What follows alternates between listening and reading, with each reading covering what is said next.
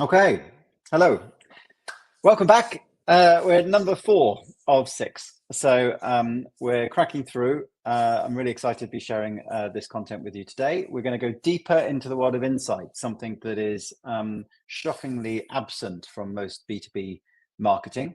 It's something that's fundamental to consumer marketing, and I've got 20 years of marketing strategy and advertising experience. So we learn creative brief writing, we learn insights, we learn how to be interesting. Not personally, obviously. So the brands that use insights are distinctive, are different. So we're going to crack on and get through the deep dive on insights. It's about an hour. So before I start, I just wanted to quickly recap on some of the stuff we've shared before. So the team is multifaceted. We have designers, we have growth. I can't even speak today. Sorry. We have growth people. We have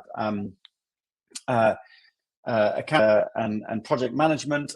Fergus and I created Elysian Fields. He's got lots of experience as well, about 20 years in running big agencies and as an investor and on the board or the investment committee of venture capital companies.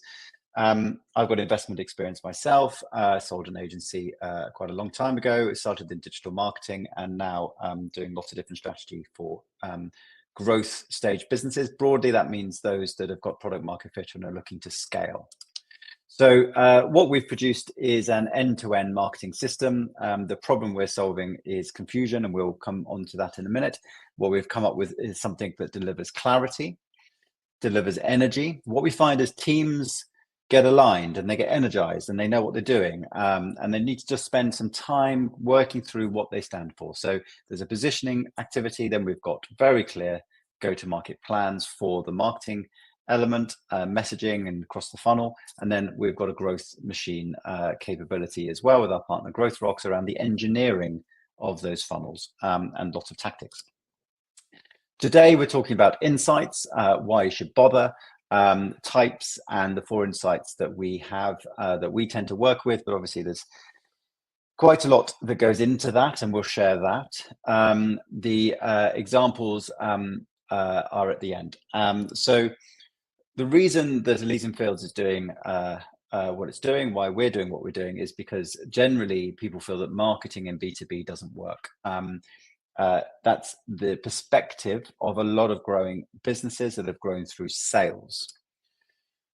The challenge is they tend to use lots of tactics, marketing tactics, and tactics, more than aware, do not solve these big strategic challenges. How can we outgun the incumbents? How can we stand out in the market? How can we be more efficient in everything that we do? How can we deliver on these promises of growth that we give to investors, to private equity, to our mum and dads?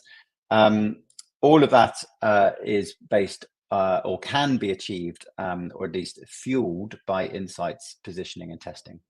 So tactics, bit of SEO, bit of Facebook ads, a few LinkedIn posts is not going to cut it. You need to know a lot more about what you're doing and why you're doing it, and that comes through insights and then some provocative positioning we generally recommend. So that process we call the process of creating those insights and doing that positioning, we call creating a marketing unfair advantage. So we help businesses create a marketing unfair advantage in their pursuit of growth. And we do that because lots of businesses are really crap at marketing.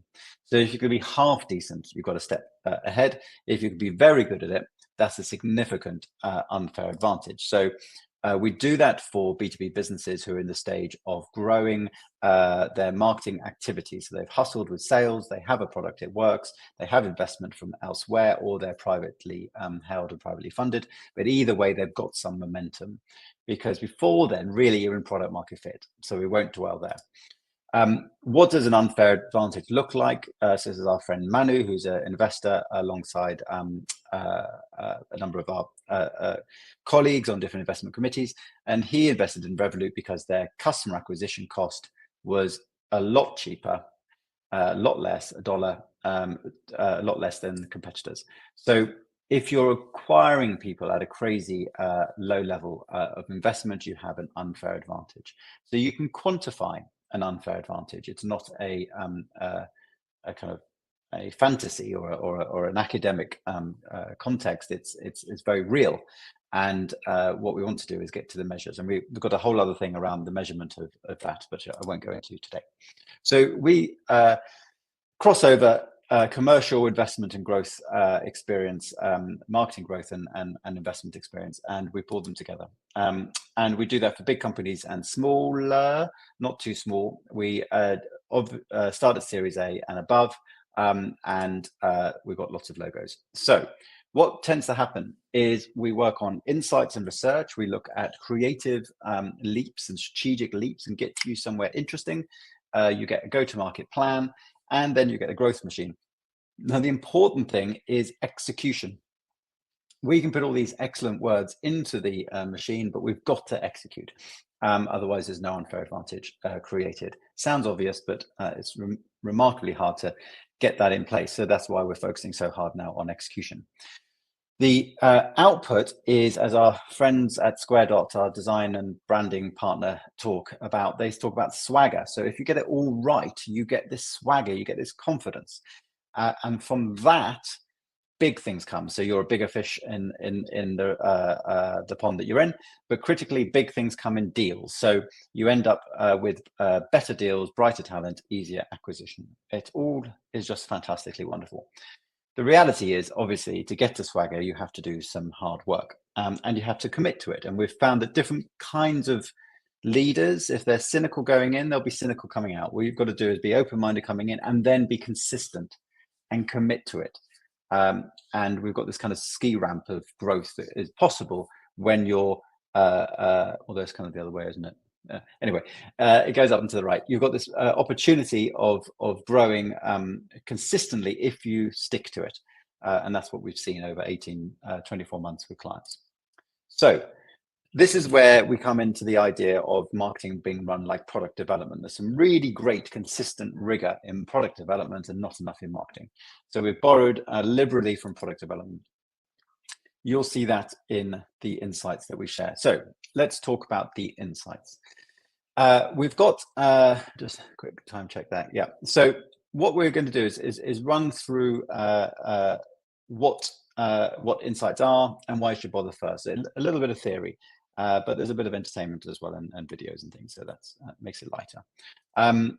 Let me just share. So the 4 insights that we focus on, and these are your fundamental insights. And actually, surprisingly, they're not all that common.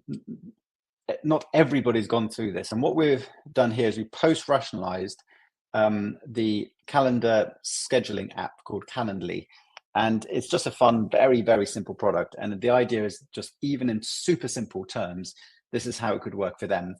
So we're not delivering kind of proprietary or private information of clients. But what we will talk about is then how it could be applied or is applied to client cases. So we have this conveyor belt process. We take those insights, they're all color coded. We apply those insights through the process from segmentation through to value propositions, through to positioning. Then we take those insights further and we go into this funnel activity with insights all the way through being used in a very formulaic, Lego-like way. So it's highly, highly, highly structured. And we find that works very, very well. So what I want to share with you is the thinking behind it. What you tend to get is these 3, this kind of Venn of kind of 3 areas. You tend to really look at the market, you really look at the buyers, obviously, and you really look at the product and the company. Now, there's lots of insights between these, but as in that goes into each of these. But what happens is the strategic process tends to get the value proposition when these 3 things converge, and I'll explain how that's. Well, I went through a whole thing with value propositions in the last webinar, so I won't do that again. But there's a convergence of insights that is structured for a value proposition at the heart, and there's a very, very systemized way of doing that. The output of all of that is then a little bit of a creative leap, and we're calling it a provocative point of view because it's about being provocative. You have to provoke a reaction, and boring to boring. B2B marketing is the problem, is the enemy. What we're looking for is some reaction. So we'll come on to kind of this, how this all works. But first, what is an insight? Sounds obvious, but it's surprising how many random facts are kind of masquerading as something insightful. A fact obviously is an insight if it is insightful. So let's explore it. So an insight, dictionary definition, is an accurate and deep understanding of something. Accurate and deep, not made up and not shallow. The ability to have a clear, deep, and sometimes sudden understanding of a complicated problem or an insight or a situation. Now, here's some strategists that I know from Adland talking. So Bridget is talking about an unspoken truth that sheds new light on the problem. So we're looking for an insight. There's an unspoken truth. David's talking about a disturbing truth that changes the way we see things. And the late, great Jeremy Bullmore talks about a light coming on. So why is a good insight like a refrigerator? Because the moment you look into it, a light comes on. So we're talking about a sudden realization. We're talking about a shifting, a perspective change, a paradigm shift. That takes a bit of work. That's not obvious. Now, it also sometimes is really hard to find. So what we have done in the past is we've seen how certain businesses operate, and we've re-engineered some of their products and service offerings, mostly in the service space, to be more insightful, to be more rich with insights or from insights, because it didn't come originally from the product. So we are very much product thinkers, not just marketers. So let's look at something sudden and unusual. We want to be able to find it wherever it can come from. We want this sudden or unusual thing to pop up. Now, it can come from stats and it can come from the data. Customer interviews are obvious. We do lots and lots of customer interviews, and often the insights come from there. You can see it in market trends, but it's only if you've got a different perspective to the trend. If you say, look, AI is only going to grow, people are going to nod. That's not an insight, that's a fact. An insight is, well, actually, I think AI is going to peak and it's going to start declining because of this bunch of evidence. Okay, that's actually a kind of like a hunch. Is it insightful? Well, the evidence could be incredibly insightful. So it's because of this insight, we think AI is going to peak and then start declining. Wow, what is that insight? Tell me more. And what tends to happen, if you've been working as a PhD or if you've been studying an area, you'll have insights that clients will want to know about. What we tend to see is that companies have lots of insights when they're founding or are founded, and then those insights kind of get buried, and then it's all about the most recent trend or the customer needs. And what we miss then is the insight of the product. So our solution is always to go deep into the product to get the insights of from the founding. There's other places, heritage, the founder story, which kind of references to that to a certain extent. Competitor behavior, we've got an insight. We've just come from this big competitor. We know where they're going. Our insight says they're heading here because we've worked there. Now what we're going to do is go over here. That's like a commercial or a market insight that you can gain competitive advantage from. So hopefully that's nice and clear. A little bit of fun. So I'm going to share 3 insightful statements. Now, they are from pieces of insight, but then they become statements, or they are then used as a piece of insight. So they might just be kind of just what feels like a fact, but actually when they're kind of spun and they're looked at through different filters, they become an insight into the raison d'etre of a company, for example. So we're going to just look at how people have explored this in the past. So this is an insight about when you're hungry, and it's fair, absolutely true. You're not you're not yourself when you're hungry. So if you're not yourself when you're hungry, who could you end up being? That would be the creative leap. So what would you do with that insight? You're not you when you're hungry. This is what an agency has done with it.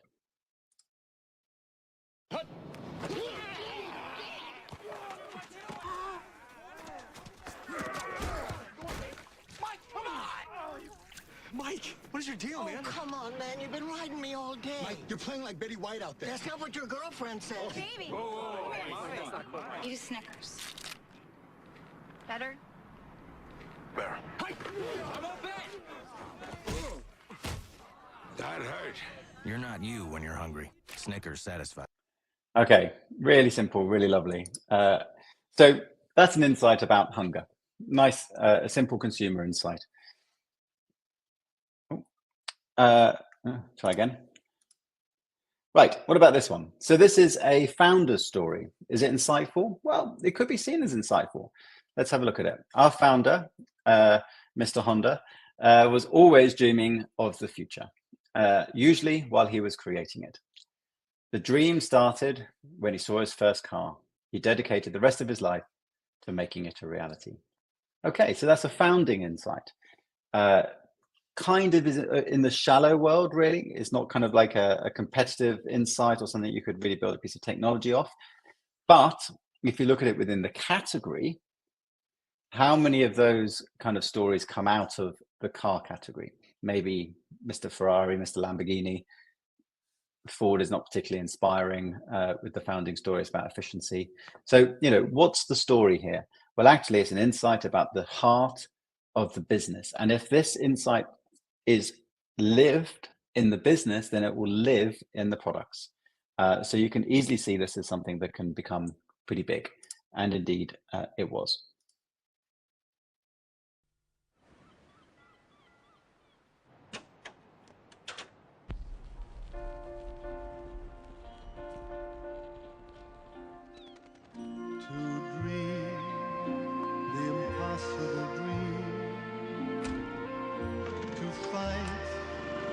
The unbeatable foe,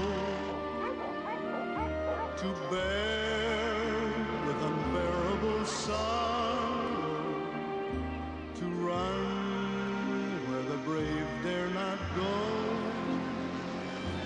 to right the unrightable wrong, to love pure and chaste from afar, to try when your arms are too weary, to reach the unreachable star. This is my quest, to follow that star, no matter how hopeless, no matter how far, to fight for the right without question or pause, to be willing to march into hell for a heavenly cause. And I know if I'll only be true to this glorious quest,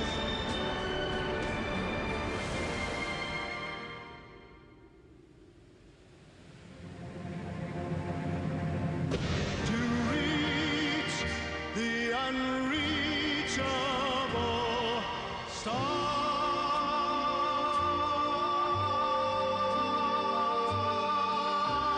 I couldn't have put it better myself. So, you know, an observation of a founding story, sure, becomes actually an insight that goes into the passion behind a product, and lots of inspiration for creativity. Let's see if I can get through. This one is probably more familiar as a statistic or a piece of information that comes from market research or tangential research about the category. Only 4% of women consider themselves beautiful. Let's see what creativity can do with that. Very quiet, please. Camera's rolling. And we're recording sound. It's slated.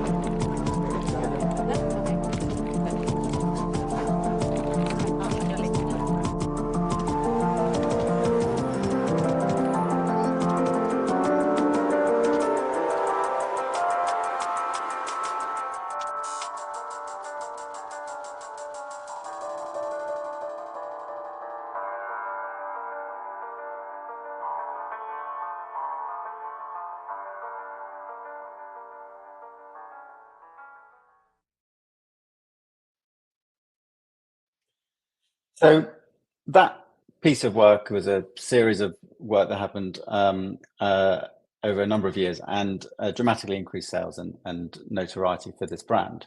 Now, obviously, what is happening there is they're taking an insight, they're putting it through the filter of the product, and they're creating meaning. So creating meaning becomes the goal. What is that? Well, Rory Sutherland, who's a chair of Ogilvy, says, we don't value things, we value their meaning. What they are is determined by the laws of physics. What they mean is determined by the laws of psychology. So in the space of creating meaning, we're taking features, benefits, use cases, value, all the good stuff that we need as raw material, and then we're creating meaning from it. So let's explore that a little bit. A brand, as I'm sure you're 100% aware, is just a collection of perceptions in the mind of the buyer. What are those perceptions? Well, let's take the idea of Apple. I'm creative, independent-minded if I use Apple. For certain consulting and technology companies that are world leading, you buy them so you don't get fired. That's the meaning that they're imparting. They're imparting confidence, expertise, the smartest, the best. Something like Patagonia, by wearing it on your chest, says, I care about the planet. I have a deep association with their meaning. Disney is the meaning of the magic of childhood, of stories. If they veer away from the magic of childhood, the magic of stories, then they lose some of their meaning, which is why, interestingly, Disney Plus is advertising right now that, you know, you think Disney, you think childhood stories and Star Wars and now Star Wars and other grand films, but they're saying, actually, you're missing half of it because we've got all this other adult stuff. The reason you're missing half of it is because it's not congruent to their meaning, right? So they've had to do advertising to say this is what we've got because you don't expect this of it. Being unexpected is a whole other strategy, and it's kind of interesting if you did something creative with it. The point being is that Disney Plus is not congruent currently with the meaning of Disney. So what we look for is words. And you can pluck some out of the air here. I mean, you could have design for Apple or something, but let's say they own the space of Think Different. Let's say that IBM or McKinsey or Deloitte are owning Smartest. You're paying a lot of money for certain kind of people. Let's say Patagonia owns Planet and Disney owns Magic. That wouldn't be wrong. Coca-Cola owns, you know, refreshment or whatever. So often these brands, if you go back to the car world, brands own certain words. Now, Honda wasn't owning any word. It had to do a bunch of work to say, we stand for this. You might think our cars are kind of ordinary or boring, for example, but we stand for this. We stand for the power of dreams. Mercedes kind of owns luxury, and it does a problem when it tries to go into lower kind of value cars. BMW owns performance. Now, what happened with BMW is it had the ultimate driving machine as a end line. Somewhere globally, someone thought, you know what, we're not getting enough women buying the product. Everyone thinks they're just kind of too laddie and too aggressive. So let's own joy. Did not stick. No one thought joy because it was too far away from the core that they'd already established, which was the ultimate driving machine. Sure, the ultimate driving machine can equal joy, but you're going to have to do a whole ton of spend and work for another decade or two to establish joyful driving. And they didn't even make it that simple of joyful driving. They just said joy. Anyway, the point is you've got words and they're established in the marketplace. So our objective for insights is to find that link to create some simple associations. Now, this is proven out as the idea of these anchor words.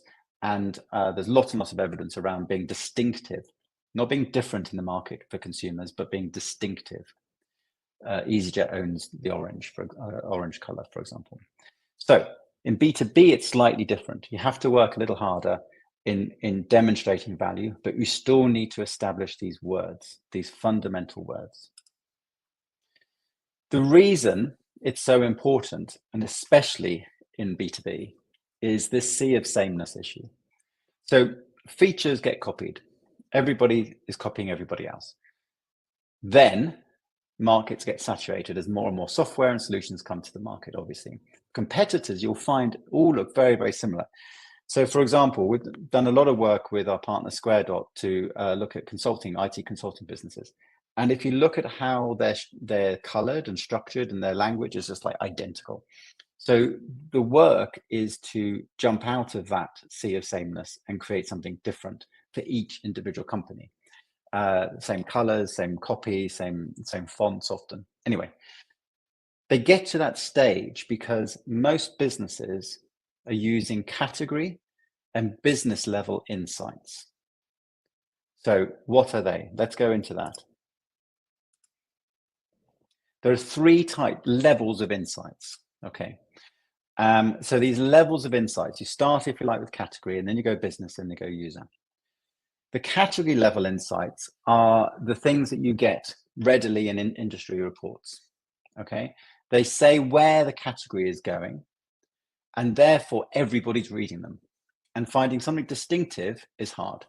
At category level, you need to come with a fresh insight, such as we've worked in this category for 20 years and we look at it this way, in a different way. Or we've been studying a PhD in this technology area, and we think the category and or these 2 categories are going to merge, and this technology is going to lead. So it becomes a technology insight within the context of the category, and it's got to be fresh and novel. Hard to find. Business level insight, well, shock and awe. People want to make money or save money, and they want to be less stress. They want everything to be easier, and they want to be compliant. So generally, the insights about businesses are quite generic. Vendors sell making money, saving money, making it easier, making it simpler, making it more compliant. We have to dig a little deeper. So we have to look at the motivations, which gets us into the buyer and the user insights. Now, generally what we find is that one has to understand the friction in the process of getting a job done. So what is the process that we're looking at here? And what you find is, because they're personal, because it's particular to niches, and because each of these process issues are so kind of emotional often, that's when you get powerful new insights. And that's also where value perception sits. So where they see value or perceive value or feel or experience value, that tends to be in these buyer-user spaces. Not always, but often. An example, value is felt.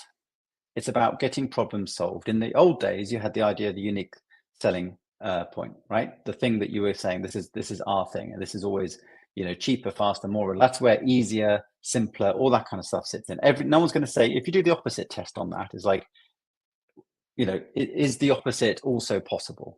It's going to be slower, more, more ugly and more inefficient.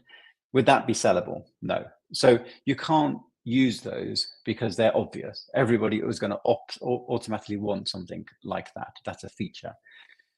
Value is in this solving problems. So in the last webinar, we talked about value propositions being how you deliver the desired outcome from where a customer wants to, where they are to where they want to be.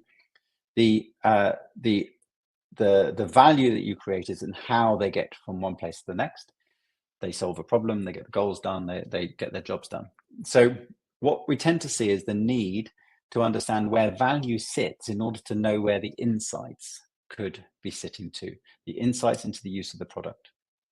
So if you take Calendly, on their site, they very specifically and accurately say Calendly is your scheduling automation platform for eliminating back and forth emails to find the perfect time and so much more.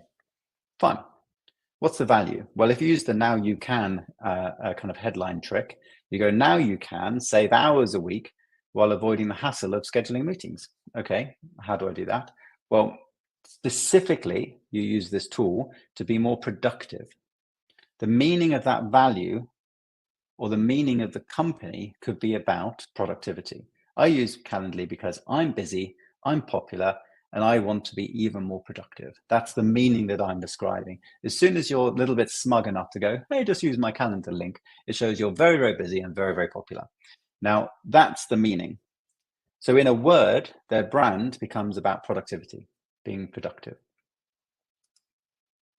On their website, their rather ordinary explanation of what they do, they then talk in depth about the productivity benefits.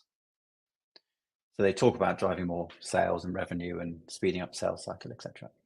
So productivity becomes the meaning of the brand. It's not clear yet. They're not really leaning into it from a point of view of creativity, that they could become synonymous with the most productive of kind of pieces of software.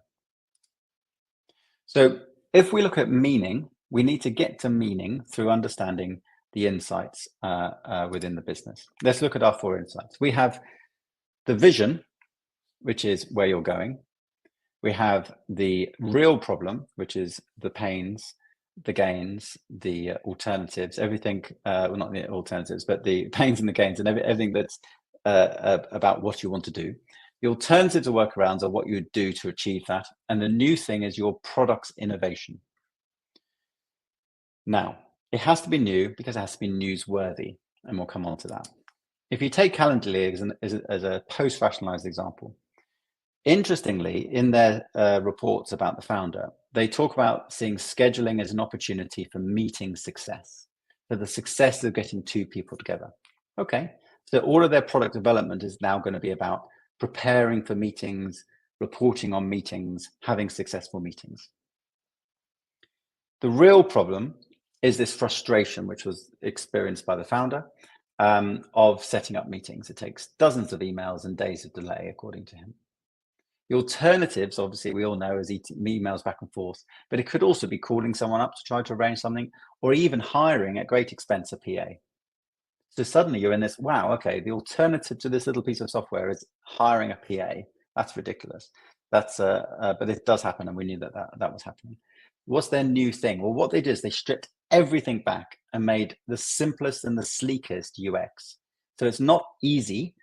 They're saying the UX that they created, the experience they created, was the simplest and the sleekest. Of course, it makes an easy product, but they're not just promising easy. They're saying we've designed this through the user experience, so you get instant meeting booking. So this is a crazy simple example, and you can quickly post-rationalize these 4 insights onto any brand with a bit of poking around. Finding these insights is a little harder when it comes to more complicated products. For Calendly, they could have a number of ways of exploring it regarding like a slightly more provocative point of view. So I've just played with a couple of examples because it's such a simple example. So you could use the Toyota strategy, which is the company ahead of you uses Calendly. Ooh, what are they doing? Okay, that's provocative. Or the most productive people on the planet use Calendly. Ah, okay. Okay, so it's about people who are better than me, more productive than me, assuming that everybody wants to become more productive. So then you could push it even further, which is, those who don't use Calendly, don't get ahead. Wow, okay, is that true? And you can find some evidence. So you can keep flexing this, but of course at the heart of it is productivity. And that's come from understanding who you are and where you're heading. So this is just a silly little creative example, just to say, how could you get a bit more provocative with what you're doing, and how could you cut through? Now, let's look at these insights. Let's look at the vision first. So how do you find that vision? Now, in the case of Calendly, he'd obviously done a bunch of work to think, okay, I'm good at meetings, but what is it about meetings? Or good at scheduling meetings, sorry, but what is it about meetings? Well, meetings need to be successful. How can I be more successful? Essentially, what you're looking for in that example, like that example, is that the vision you have matches the buyer's vision. So you always ask, what do you want to see in the world that your buyers would like to see too? Visions that are just about delivering better or cheaper or easier or more experienced or whatever are not very compelling, because it's not generally what the buyers want. What buyers want is to solve a problem somewhere down the line. So the compelling vision is naturally aligned with buyers. If we go back to Honda, the power of dreams was a good enough vision to put at the heart of a bunch of brand work that says Honda stands for something. You didn't know it stood for this, but it does. It stands for this, and it's got some lovely heritage to prove it. And the founder was always tinkering and inventing things, right? So that's a vision that he goes, okay, he dreams, and he's excited by fast moving objects and, you know, engines and engineering. Great. Okay. It's got some meaning for me. If you take Tesla, the statement on the website is still the same, or they're staying the same as they've always said. So he says, our goal when we created Tesla a decade ago was the same as it is today. And it hasn't changed, and it's been on the site the whole time. To accelerate the advent of sustainable transport by bringing compelling mass market electric cars to market as soon as possible. So you've got two parts there. You've got a vision. We want sustainable transportation. How are we going to do it? And this we like to call goals, which is, well, we're going to do this, then we're going to do this, then we're going to do this. This is our tangible, measurable, timed outcomes. The whole of this is called a mission for the sake of Tesla.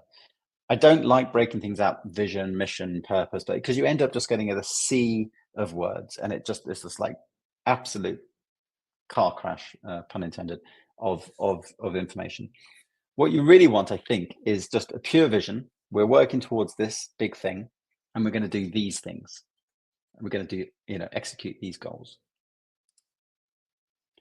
Okay, once you have that, and that itself, as you can appreciate, could take a number of days, weeks, months, exercises.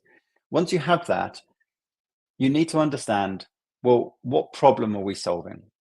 And we call it the real problem because too often problems are post-rationalized and levered in and are not actually fundamentally real. So let's explore real problems. Let's go back to what we're trying to achieve. We're trying to find this nice match between what the market opportunity says, and that's what we'll come on to in there, what the problem is, and what the new thing is, of which the vision is part of the new thing, because it's how you do things differently. So we're going to look at jobs, pains, and gains when it comes to the real problem. Jobs to be done, obviously, has been around for a little while now, and it's used in product development. It's the idea that people hire a solution to achieve a job. Pains are the things they want to avoid. Gains are the things that they're trying to gain. And alternatives, we'll come on to in the next section, are the things that they do to try to get the job done. So we're going to explore this in a bit more detail. When it comes to getting jobs done, this is something that is so useful, but it's been so focused in product development that we thought it was a missed opportunity. Within marketing, it's very powerful. So I'll come on to this in a minute. Companies should stop focusing on the product and the customer and instead understand the underlying process or job the customer is trying to execute when they're using a product or service. So the process is the core focus of our insight work, of our interviews. It is something then that marries very neatly to the problems they're having, but then the way they're trying to solve those problems. So the alternatives and workarounds. You can break it down. I went into this a little bit last time. I'm going to go into more detail in the next webinar. You can break it down into a number of stages. The first stage is to understand broadly what's the job.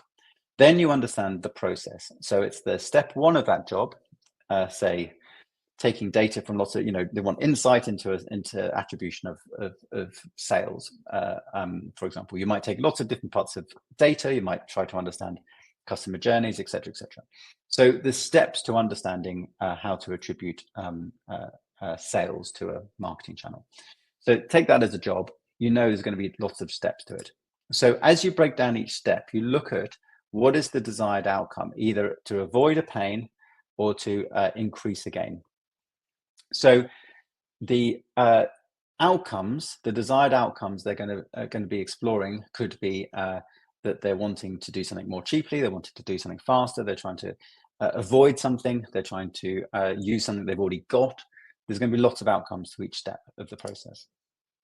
What we tend to find is that you get a number of pains and gains and alternatives all bundled in together. The blue one there is a product opportunity. So you say, oh, okay, hold up. They want to understand in this data analysis, for example. So this is a different example. So they want to know which of my private market investments are performing and which are not. Okay, so data question, but private market investments. They're wanting to reduce time to get an accurate answer, taking lots of data from lots of places. They're wanting to have confidence, and they want to know it's correct. They want to have visibility of trends. So suddenly there's like a okay, well, what's happening in the marketplace here? They're wanting to remove errors using what they're currently doing, which is Excel, which is an alternative, and they're wanting to save money because they're spending too much and it's a pain, and they've got using lots of multiple suppliers. There's more colors and more elements to this, but what you do is you pull out what people are wanting, and you can understand jobs, pains, and gains, and if it's a product thing or if it's a market thing or whatever. So this process is one that one goes through in some detail. When you're doing that, you're automatically listening out for alternatives and workarounds, because what you want to do is you want to understand what are they doing already. Now, Matt Lerner has got some lovely work in this because he works with very early stage businesses to understand the growth levers as he describes them. What you have here is this idea of decision making that people go through. It's not very useful to say kind of attention, interest, desire, it's like, okay, that's broad category stuff.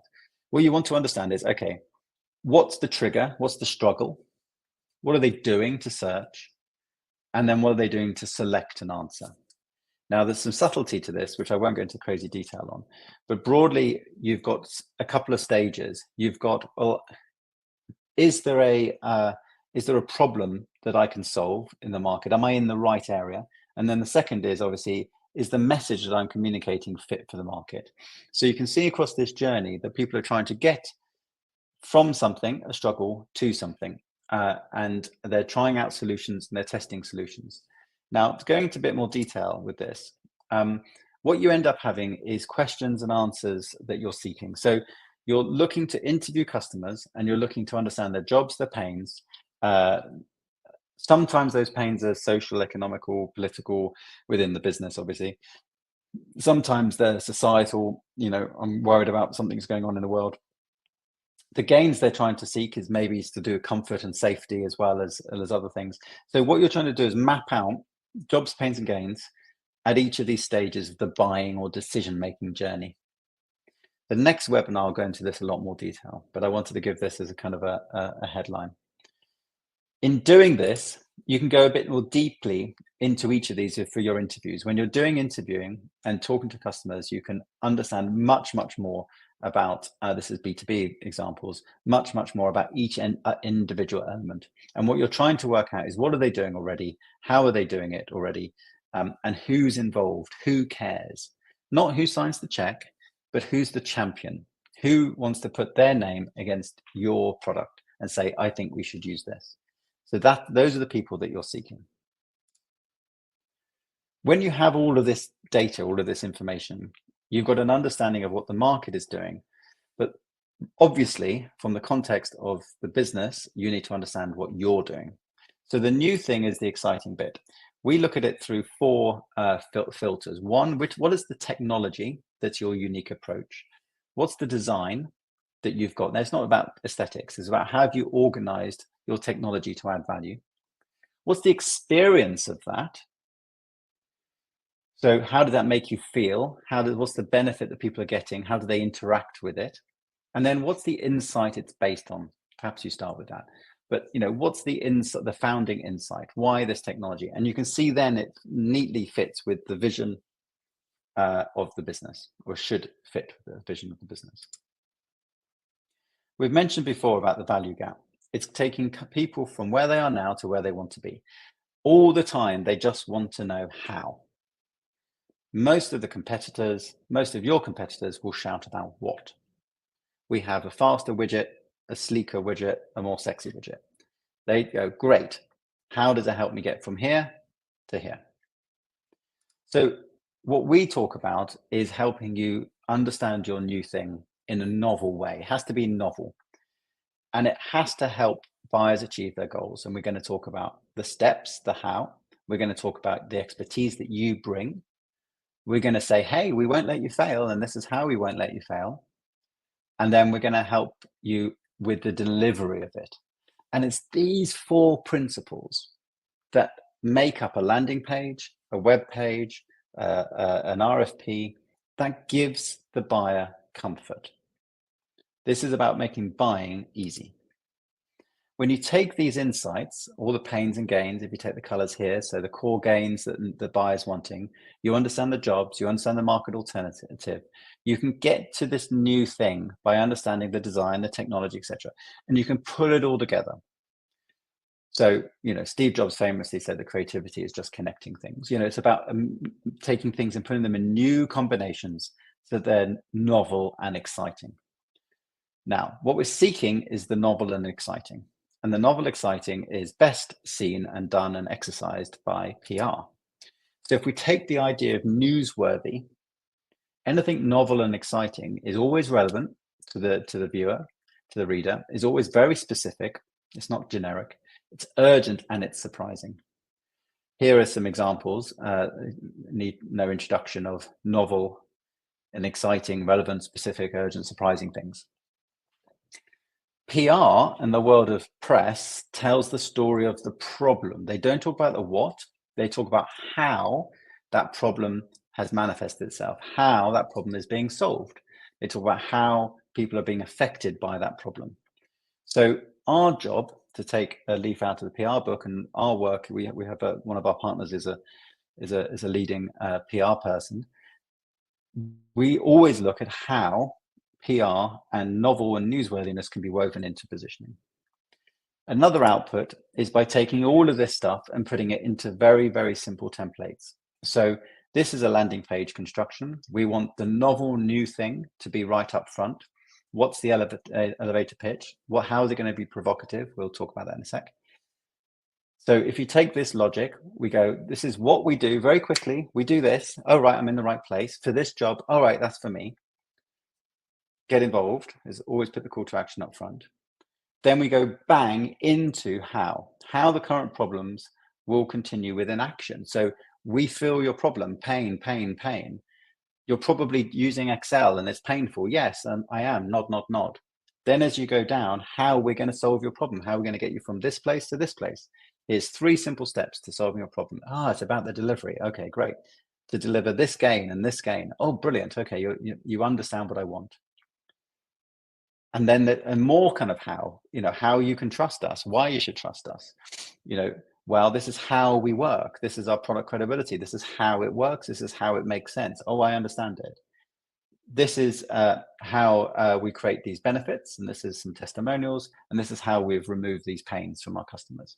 So you can see it's about evidence, evidence, evidence. And we always take our insights and then put them into simple templates for advertising, websites, landing pages, messaging down the whole funnel. So a few quick examples. We've talked about how these things come together. You need to get to something provocative. How are you going to get to something provocative? Well, that's the creative leap. You want to get to something that kind of is surprising. You want something relevant, specific, urgent, and surprising. We've talked about that from a press point of view. Value is created when it's all of these things. Oh, it's what I want. It's what I want now. I've got a burning platform. You've said it's a disaster. You're going to solve it. That's great, and it's going to be different and surprising. So we need to get to this place of relevant, specific, urgent, and surprising. A provocative point of view provokes. And if we can get to something relevant, urgent, specific, and surprising, such as Salesforce's launch thinking around, software is the enemy, on-premises software. We've got this new thing called cloud software.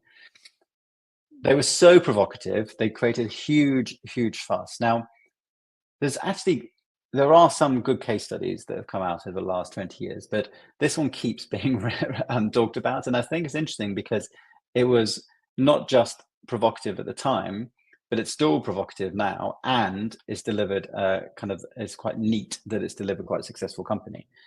The point being here is that you're looking for a paradigm shift. You're wanting to say, you're thinking here, we're thinking here, that's a disaster, we're brilliant. And you want to be provoking about that. The whole idea we had with Calendly about, the customer ahead of you is using Calendly is like, oh, shit, you know. So that's how do you just get to something that just provokes a reaction? That also obviously gets rid of the whole boring to boring challenge. A few things we're playing with for one of our clients is a private market investment data company. We're saying it's so accurate, this data, that we can be very ballsy. So we're saying if you don't have CPRAs, you don't know. So this is insight about private market investments. If you don't have CPRAs data, you don't know. Those without CPRAs are guessing. So suddenly you can go into the room and go, are you guessing or do you have CPRAs? And they're like, oh, you know, let's try to be a bit more exciting here. Let's be a bit more ballsy. So we're exploring this one with them. This is one in cybersecurity. The problem with cybersecurity is that hackers are winning. Not many people talk about that, but essentially everything is failing when it comes to security compared to it's a $1 trillion problem. So this business, which has got a difference, are saying, well, let's expose the problem. We're losing the battle with hackers because current methods are predictable. Right, okay, specific and relevant, and it's urgent because we're losing the battle. So let's give me something surprising. Well, it's all about predictability. Oh, okay, that's a new thought. Our thing, Event Signals, is a new and unpredictable approach to exposing the vulnerabilities. So we don't have to go, we're faster, cheaper, easier. We've got some quantification in here, but we're saying that the other approach is wrong. Oh, wow, that's surprising. Okay, so I didn't realize. Tell me about the other approach. The other approach, as you can see on the insights on the left, is all based on open source technology. So of course it's predictable. It's like, oh my God, I didn't know that at all. So this new news gets you column inches in the old press, but it gives you reach and sharing. So we've got to find stuff that is different. If you take Elysian Fields, just to give you an example, the vision is that we think we can plug in an marketing unfair advantage through a whole bunch of activities for B2B businesses with minimal pain.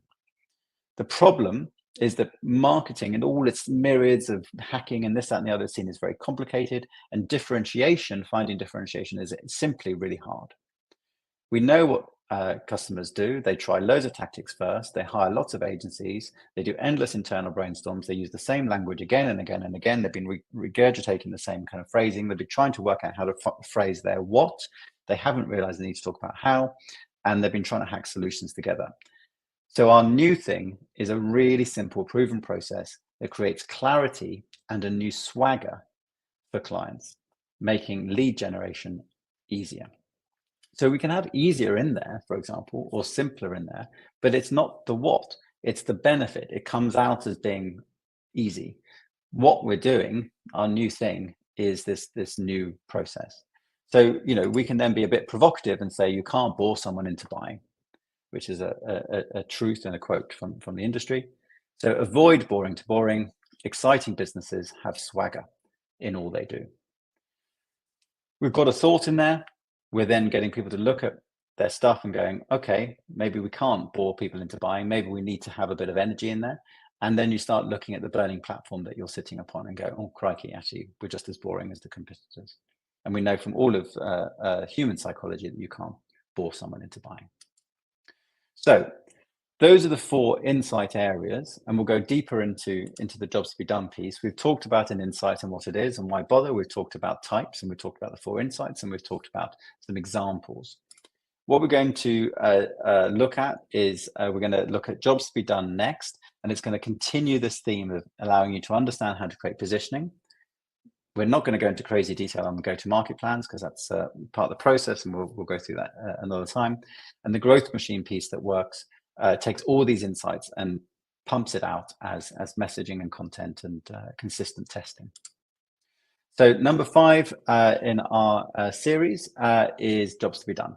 And this is a hugely exciting area, and that when it kind of came out of product development, it was revolutionary, so powerful. We're going to go deep on that. And then the last one, that's number 5. Yeah. So number 6 will then be a summary of the whole process.